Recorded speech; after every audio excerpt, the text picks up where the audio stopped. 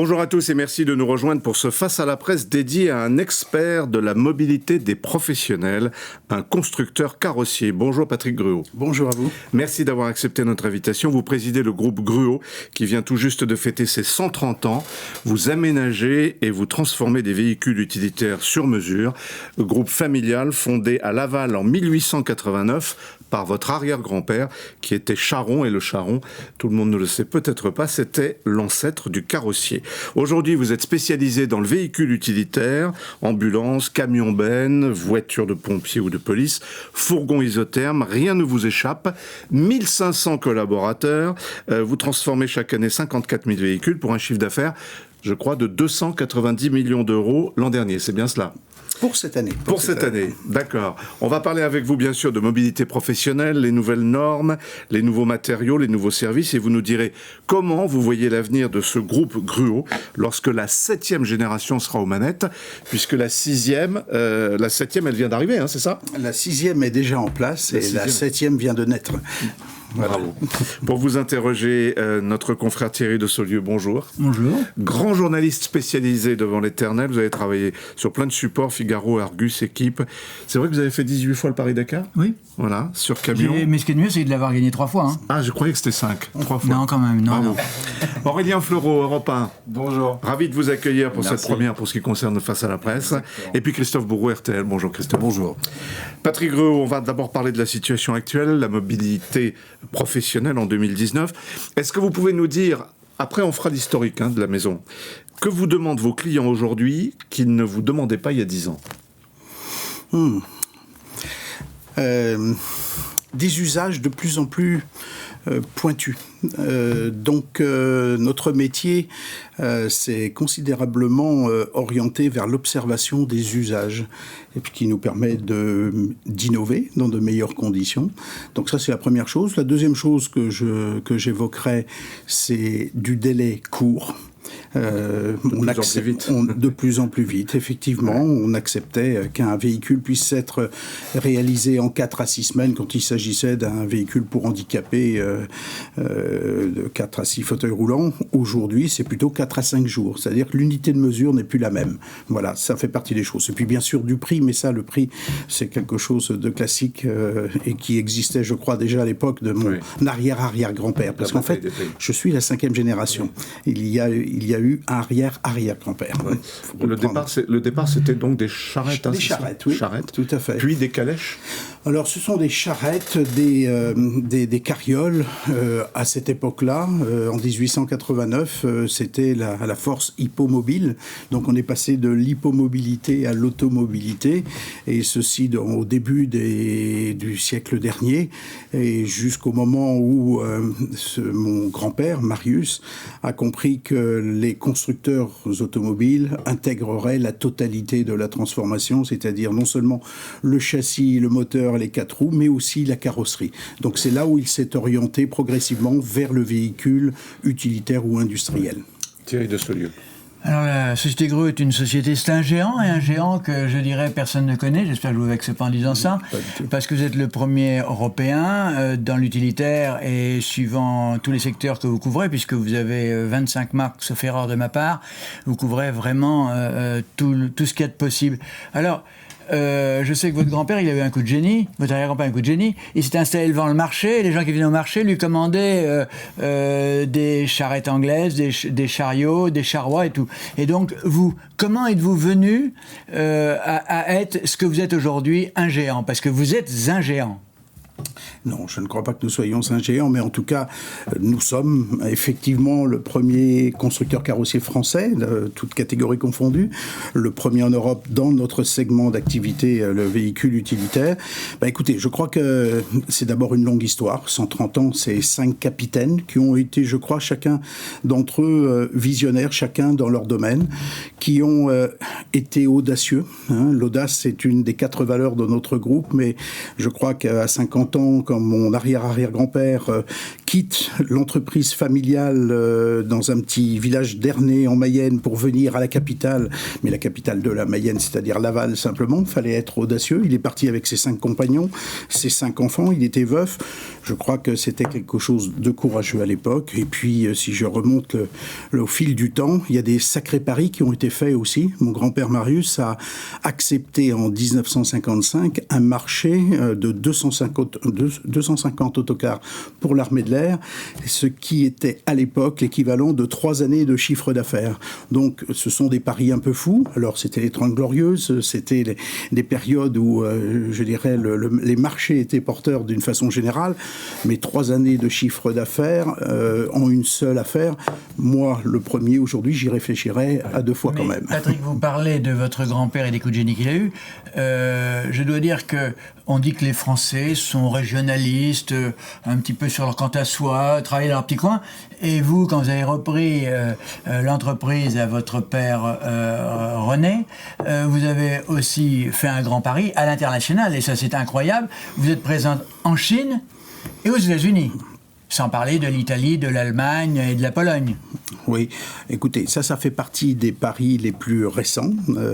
Donc, il reste à faire nos preuves dans ce domaine. Mais il est vrai qu'après avoir consolidé la présence de Gruau en France en particulier, parce que je crois qu'avant d'aller de l'autre côté des frontières, il fallait déjà être bon et compétitif sur notre territoire, en sachant que dans le domaine du véhicule utilitaire, il faut savoir que la France, c'est la référence mondiale, j'ose le dire, c'est-à-dire que la norme 3 tonnes 5, sur laquelle tout le monde s'appuie aujourd'hui, elle est née en France.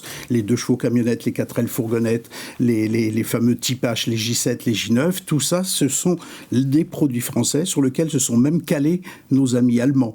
Donc l'utilitaire en France, c'est quelque chose sur lequel Gruau, j'ai décidé en 1988 d'orienter Gruau exclusivement sur l'utilitaire. Parce qu'auparavant... vous avez fait des autocars pour DAF, je crois, qui est très bon, le Chantilly.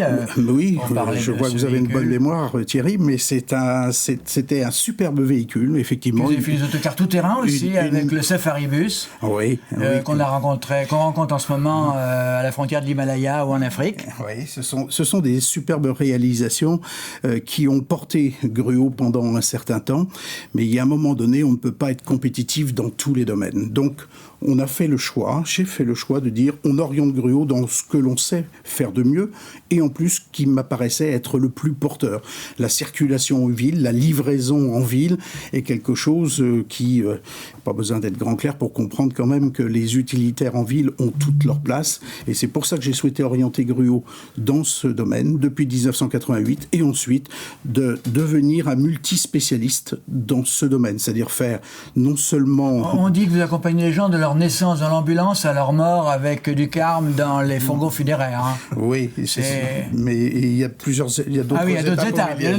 Allez, Christophe Brou. Alors, une question d'actualité brûlante, si je puis me permettre l'expression. Il fait très chaud, les centres-villes sont bannis pour la plupart des véhicules. Est-ce que vous, ça change votre relation à l'automobile? Et comment vous allez avec véhicules utilitaires, notamment pour les livraisons en centre-ville? Est-ce que ça vous pose un problème ou vous avez des solutions à apporter qui vont être concrètes pour tous les personnes, pour tous vos clients? Écoutez, je suis particulièrement sensible à ce sujet-là. Gruau, en 2000, très précisément, avec le directeur de la recherche de la RATP à l'époque, avait défini ce que pouvait être un minibus urbain propre. Électrique, effectivement. Il tenait en 4 lignes le cahier des charges et l'une de ces 4 lignes, la première ligne, c'était un véhicule à hauteur d'un trottoir, ce qui est on ne peut plus pratique, mais qui excluait tous les véhicules existants sur le marché, un plancher entièrement plat pour qu'une personne en fauteuil roulant, une personne à mobilité réduite puisse se mouvoir à l'intérieur sans aucune difficulté, un véhicule convivial plutôt sympa à l'œil pour que les enfants dans les zones piétonnes n'en aient pas peur, mais qui ressemble plus à un jouet qu'autre chose, et puis il fallait qu'il soit propre. Et c'est en 2006 que nous avons réalisé pour la première fois, fait rouler un minibus électrique. Et en 2008, nous nous sommes même associés à Bolloré, qui sortait une batterie qui nous intéressait. Donc l'aventure du véhicule électrique, l'aventure du véhicule propre est quelque chose auquel nous avons contribué. Je dois vous dire que cette aventure, elle a été coûteuse et qu'on a fait le choix d'accompagner aujourd'hui les constructeurs qui ont ce type de produit plutôt que de continuer à travailler, investir dans ce domaine. C'est beaucoup trop cher pour votre groupe. Oui, tout à fait. Et à un moment donné, j'espérais intéresser un constructeur. Il s'en est fallu de peu, mais ça n'a pas pu se faire. Donc, il y a un moment donné, il faut, quand vous êtes à la tête d'une entreprise qui a 130 ans et qui a 1600 collaborateurs, il ne faut pas mettre tous ses œufs dans le même panier. Donc, j'ai souhaité investir dans un autre projet qui est celui de l'international. Mais Patrick Gruau, pour qu'on soit très concret, quand vous livrez en 2012, je crois, 2 Kangoo électriques au Vatican pour le pape Benoît XVI. Oui. La voiture, elle est vendue combien? En gros, une fourchette. Par rapport à la Kangoo de base, électrique de base, quoi. Non, mais pour tout vous dire, c'était une superbe aventure. Oui, vous n'imaginez pas combien mes équipes ont été heureuses de travailler avec le Vatican, parce que pour définir le cahier des charges de ce véhicule, qui n'avait pour vocation que d'aider Benoît XVI à se mouvoir dans son parc, sa résidence d'été de Castel Gandolfo. Oui. Donc il y a 55 hectares, à 400 mètres d'altitude au-dessus des plaines de Rome, c'était magnifique. Eh bien ce véhicule, il était fait exclusivement pour ce pape et son frère qui était curé, qui pouvait se glisser aussi à l'intérieur de ce véhicule. Donc c'est une pièce unique, en réalité en 2 exemplaires, puisqu'il y avait... Donc il coûtait une fortune. Il était raisonnable parce que aussi bien Renault, qui était le porteur de ce projet, que nous-mêmes, on était trop heureux de réaliser ce produit pour le pape. Et je vous assure que la livraison, puisque j'ai eu la chance de pouvoir remettre les clés au pape, ça reste pour moi un grand moment. Et ce qui me fait vous dire aussi que j'ai un superbe métier pour ça, c'est que la diversité de nos clients nous amène à faire de très belles rencontres. On referme la parenthèse. Aurélien Fleuroux. Alors, vous ne livrez pas le pape tous les jours, mais pour rebondir sur la question de Christophe, en termes de livraison, la livraison de demain, l'utilitaire qui va livrer demain dans les centres-villes, il sera forcément connecté, autonome, c'est ça aussi Connecté, c'est sûr. Autonome, sans doute en partie. Je crois qu'il faut arrêter de penser que tout sera d'une certaine façon. Il y aura, comme il y a dans le domaine des énergies, il y aura différentes énergies à disposition, en tout cas dans les 10 à 20 ans, 30 ans. C'est une évidence pour moi. Il y aura encore du thermique, il y aura évidemment, de l'hybride, mais il y aura aussi et surtout, je crois, de l'hydrogène. En tout cas, j'y crois personnellement. Et je crois qu'il y aura différentes solutions sur le plan des énergies. Maintenant, en ce qui concerne les véhicules, on parle souvent du dernier kilomètre. Gruau s'intéresse aussi au dernier mètre. C'est-à-dire que quand on habite dans des immeubles, dans des tours, il faut parfois les livrer un plat préparé. Et dans ces cas-là, on peut imaginer des plus petits véhicules sur lesquels viennent se clipser des sortes de box. Non, pas des robots tout de suite. Vous avez un robot avec la poste, c'est ça? Oui, alors je vois que vous êtes bien renseigné. Ce sont des expériences qui sont très intéressantes parce que ça permet de faire réagir aussi nos clients et je crois que cet échange entre nos Fab Labs, entre la Poste et notre Ginov Lab à nous sont extrêmement intéressants. Parce que il fait quoi le robot derrière le facteur? C'est très simple.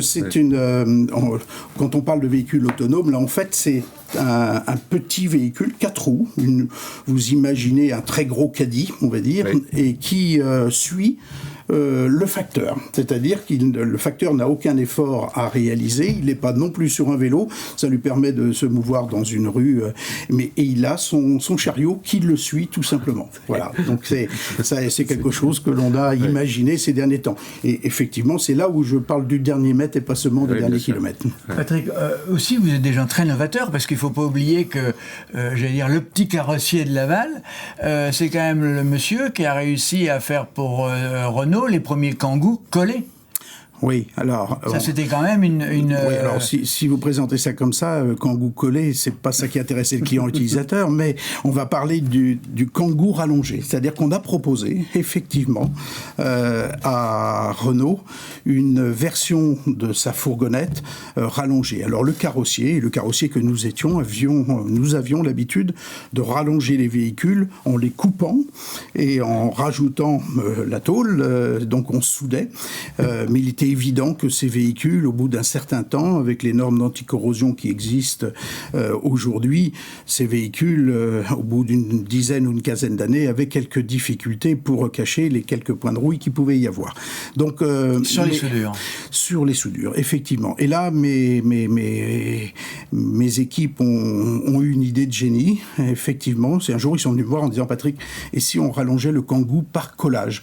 L'avantage du collage, c'est que vous ne détruisez pas les qualités originelles du véhicule et donc la cataphorèse du véhicule, et donc la protection. Et c'est ce que nous avons proposé à Patrick Pogu à l'époque, qui était le chef de projet du Kangoo, et il s'en est suivi 53 000 Kangoo rallongés qui ne portaient pas le monogramme Gruau, parce que tous les véhicules ne portent pas le monogramme Gruau, mais qui étaient au catalogue et au tarif de Renault pendant 10 ans. Voilà.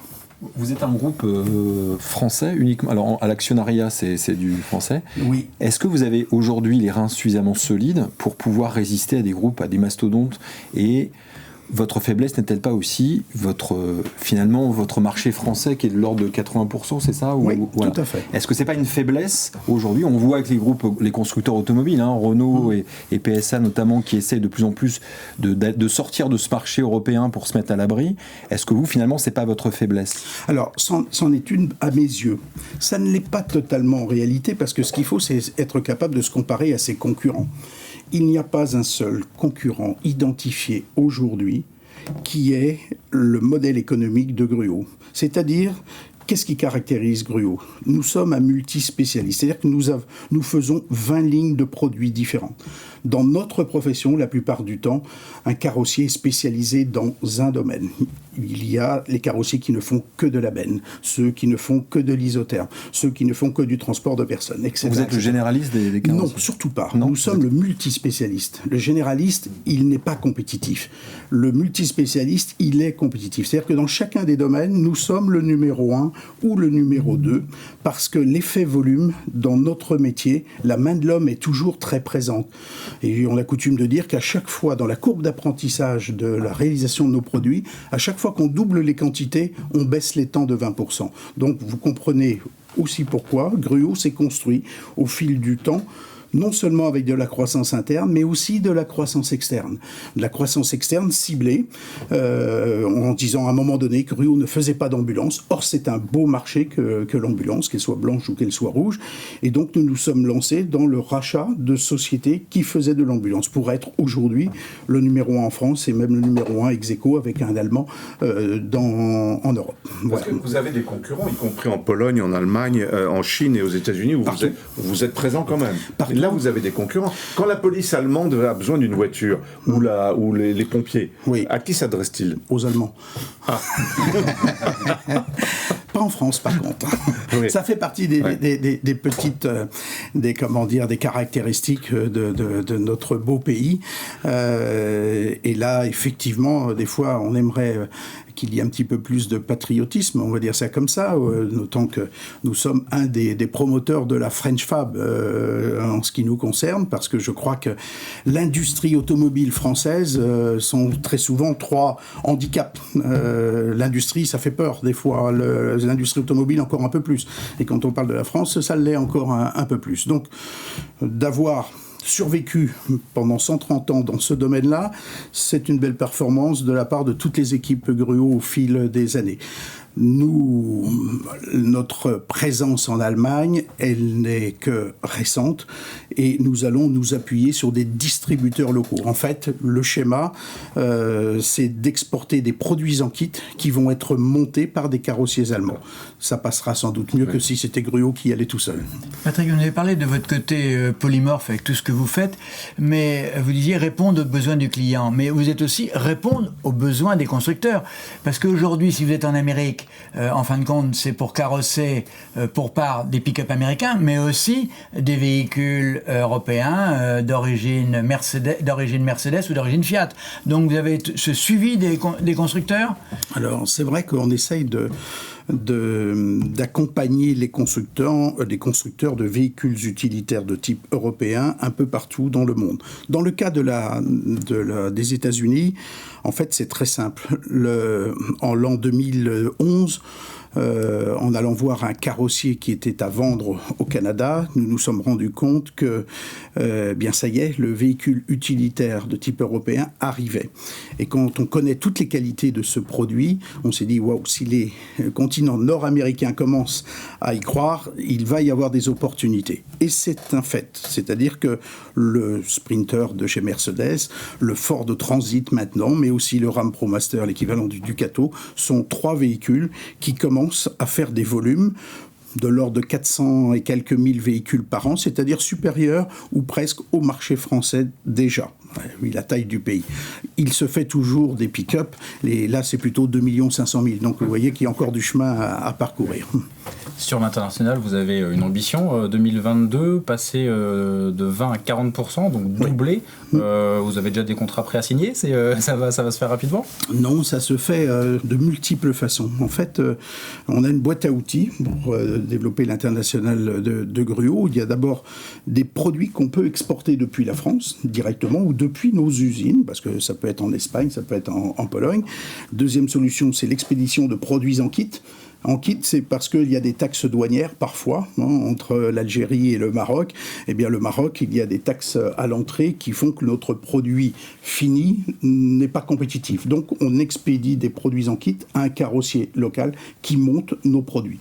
La troisième solution, ce sont des alliances commerciales, des agents qui jouent nos distributeurs et qui montent nos produits, des alliances capitalistiques, comme on l'a fait avec un Allemand, Sortimo.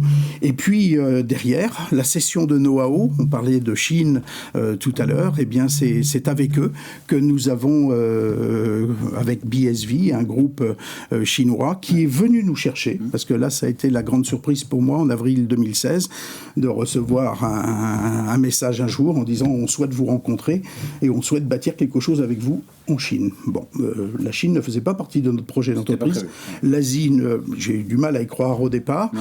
Nous y sommes allés et nous nous sommes rendus compte qu'il y avait des choses à faire. Et puis après, l'autre solution, eh bien, c'est de partir de zéro, comme on l'a fait en Pologne, comme on l'a fait en Espagne, comme on l'a fait en Algérie. Ou alors, la meilleure solution et la plus rapide, mais qui demande le plus d'argent, c'est de racheter un concurrent localement. C'est ce que nous avons fait en Italie. Voilà donc les 7 façons de faire plus d'international chez Gruau.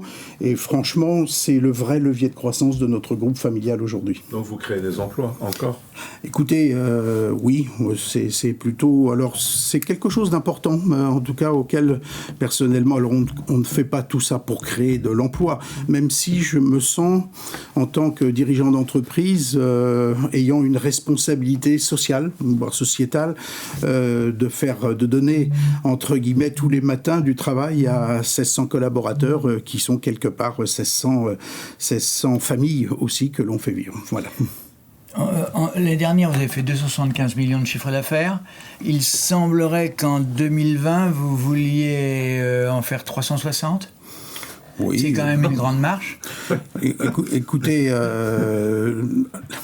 le chiffre d'affaires est quelque chose qui... il n'est pas significatif, me direz-vous aussi, quand même, un petit peu. un petit peu. Mais en fait, ce qui compte, c'est que Gruau continue à se développer.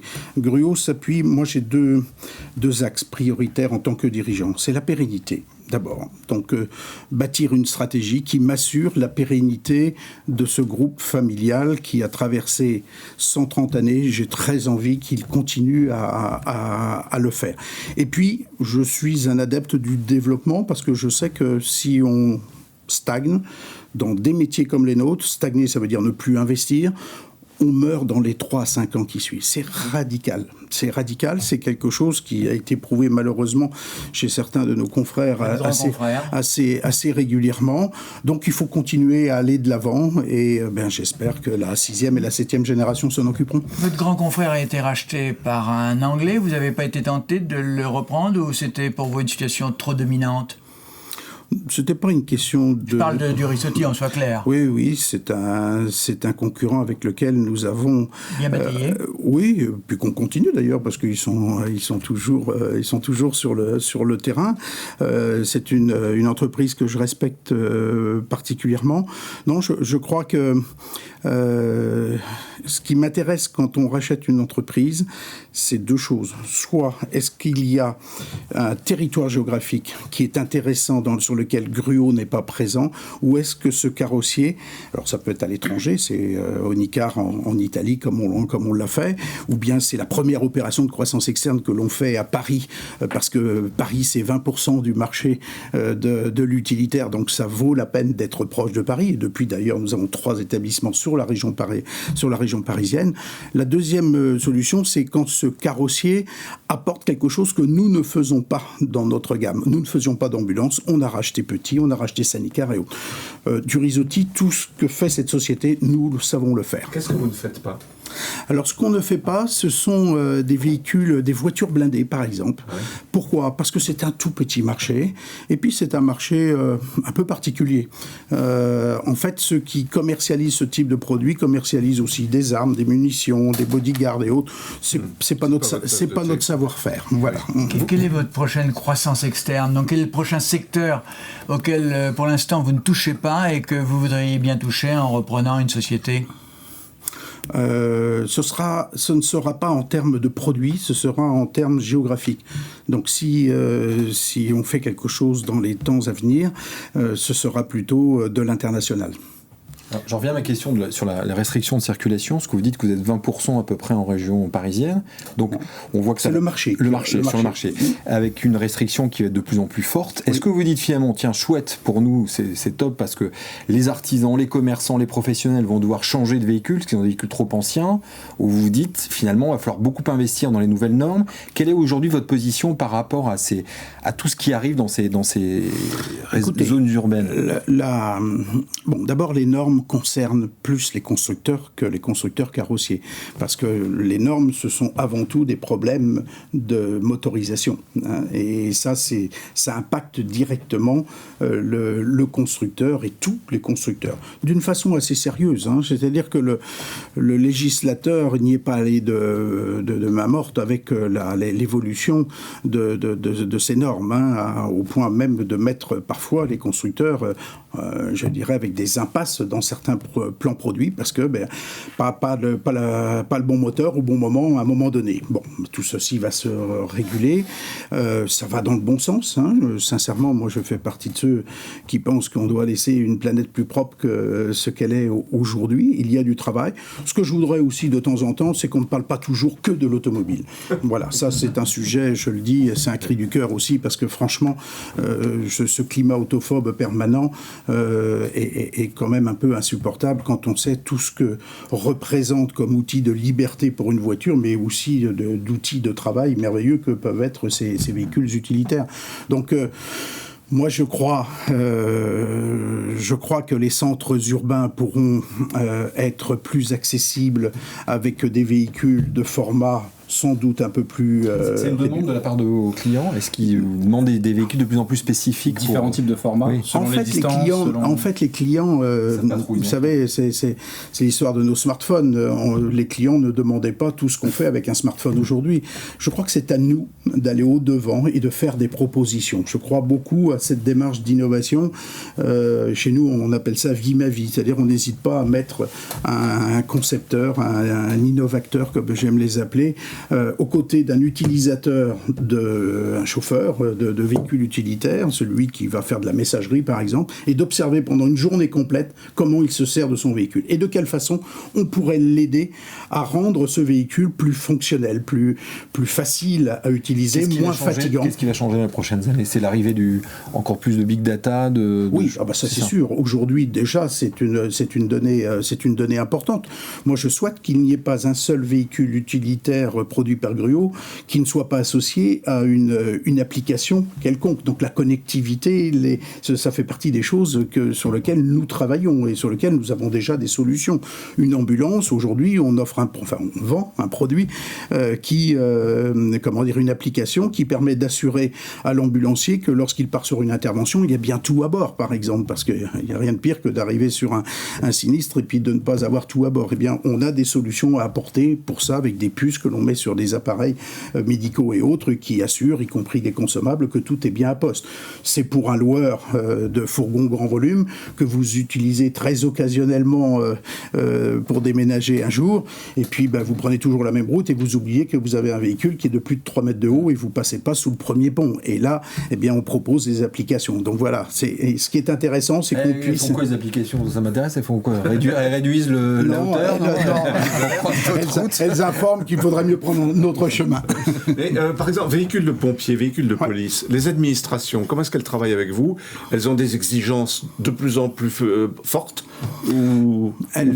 Elles ont des exigences de plus en plus fortes, oui, bien sûr, très orientées sur les prix, mais c'est là où nous essayons d'apporter des solutions innovantes qui leur apportent une vraie valeur ajoutée supplémentaire et qu'il n'y ait pas que le prix.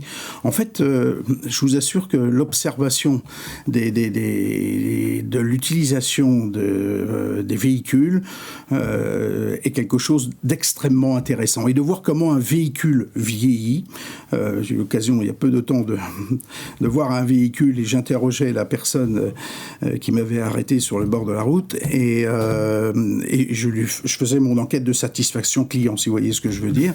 Et j'ai pu voir des choses à l'intérieur de ce véhicule qui m'ont interpellé et qui m'ont fait dire qu'on devrait proposer ça, l'administration devrait proposer ça. La différence et la difficulté, il ne faut pas avoir peur de le dire, c'est qu'il y a l'utilisateur de tous les jours et puis il y a l'acheteur. Et parfois, ils sont un peu éloignés. Et parfois, il n'y a que le prix, il n'y a pas la qualité d'utilisation du produit. Donc c'est à nous de faire notre job. Les policiers et pompiers, pour en revenir aux administrations d'État, vous sentez qu'il n'y a pas d'argent ou qu'on vous tord le cou? Non. Il ne faut pas dire ça, mais il y a parfois des orientations. Ce qui s'est passé avec les Gilets jaunes a clairement réorienté certains budgets sur des équipements pour nos policiers, nos gendarmes et autres, ce qui m'apparaît être la moindre des choses. À l'inverse, nous avons eu toute une campagne de rappel il y a 1 an et demi de ça, sur les véhicules pour appliquer sur toutes les voitures des policiers et des gendarmes des films qui résistent à l'envoi malheureusement de boules de pétanque ou de battes de baseball ou autre chose. Donc vous voyez, ça dépend aussi un peu des éléments, de l'actualité. Ouais. Sur l'impact environnemental, qu'est-ce qu'un carrossier peut faire? C'est les matériaux, c'est le poids, parce qu'on a bien compris que vous ne faites pas les moteurs, ça on le sait, mais justement voilà, comment on arrive à avoir un impact? Eh bien écoutez, les nouvelles normes qui vont se mettre en place au 1er septembre, qui est la fameuse norme WLTP, qui est une norme qui intègre différentes choses qui peuvent impacter le carrossier. C'est par exemple la masse. Et donc là, clairement, une benne, ça se fait traditionnellement en France en acier. Si nous avons racheté cette société en Italie, c'est parce qu'elle fait des bennes en aluminium. Mais d'un seul coup, vous améliorez sensiblement la charge utile, mais aussi la masse d'origine, et donc ça va plutôt dans le sens. Donc les matériaux utilisés, qu'ils soient composites, qu'ils soient aluminium, sont des sujets qui peuvent être intéressants. Après, c'est l'aérodynamisme aussi du véhicule, puisque les surfaces frontales sont intégrés dans le calcul de la nouvelle norme. Et donc, quand vous faites un fourgon 20 mètres cubes, quand vous avez un déflecteur pour améliorer le CX du véhicule, eh bien, on devra être encore plus attentif au calcul de flux d'air sur ces produits, par exemple. Même sur des véhicules de pompiers, est-ce qu'on pense aussi à l'environnement ou... Oui, sur tous les véhicules. Un simple gyrophare vient contrarier le CX du véhicule et donc modifie la norme et enfin le chiffre qui se calcule avec une petite calculette dans la circonstance. Et ça fait partie des choses auxquelles on doit faire attention. Est-ce qu'il y aura un impact, j'imagine, sur le prix? Parce qu'on le voit pour les véhicules grand public, il y a des impacts. Est-ce que ça va se répercuter pour vos clients? De quelle façon? Non pas. Je crois que quand il s'agit d'aérodynamisme, oui, ça, je vais citer un exemple. On faisait des déflecteurs qui, grâce au talent de nos compagnons, on était capable de dessiner correctement un déflecteur. Aujourd'hui, on ira sans doute dans des essais de soufflerie, par exemple. Heureusement, alors, des essais de soufflerie réels, comme à Nantes chez Jules Verne, mais plus vraisemblablement tout ce qui est CAO, la modélisation aujourd'hui nous permet de faire des choses qui sont intéressantes. Donc on sera plus enclin à regarder l'aérodynamisme de nos véhicules que nous le faisions par le passé. Alors justement, on parlait d'emploi tout à l'heure, vous recrutez des ingénieurs, je suppose, oui, bien sûr, de plus en plus haut de gamme, des carrossiers de plus en plus formés. En fait, notre métier a évolué au fil du temps. Moi, quand je suis arrivé dans la société en 1980, le savoir-faire de Gruau, c'était les rallongements, les rehaussements. Bon, ça veut dire que les 2/3 de nos effectifs, c'était des tauliers formeurs, P1, P2, P3. Aujourd'hui, sur 1600, il en reste 3. Oh là. Voilà. Donc, ça veut dire qu'il a fallu accompagner le changement aussi. Donc, ce sont des gros budgets formation. Ce sont aussi des partenariats avec les écoles.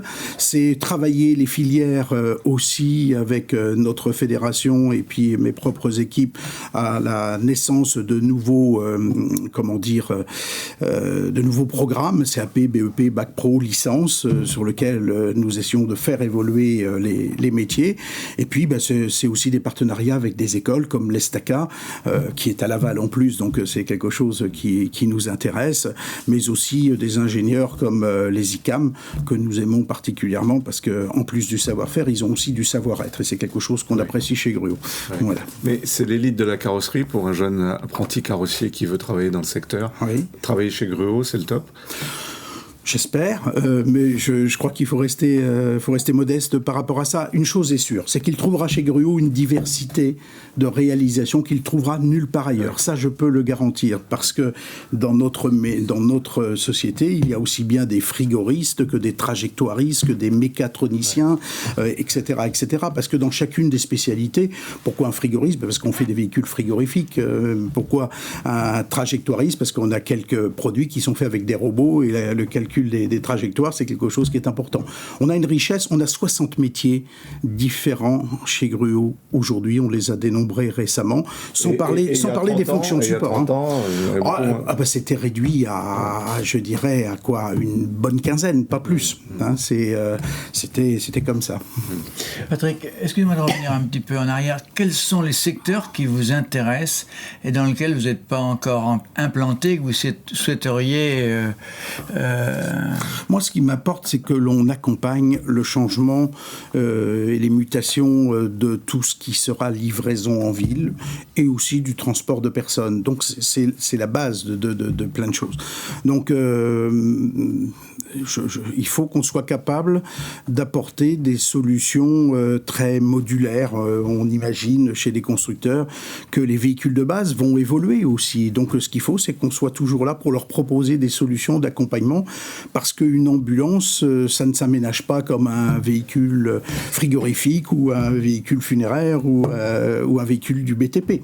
Donc, c'est à nous de continuer à accompagner, à devancer même, quand on va proposer à à Renault le rallongement du Kangoo, c'est Gruau qui est force de proposition. Et dans certains cas, nous répondons à des appels d'offres, ce qui est différent. Donc moi ce que je souhaite, c'est qu'on soit suffisamment innovant, suffisamment acteur des nouveaux usages de demain dans tout ce qui est transport de personnes et transport de marchandises. Et la voiture autonome va changer l'architecture des voitures. Est-ce que ça va révolutionner aussi votre façon de construire les voitures ?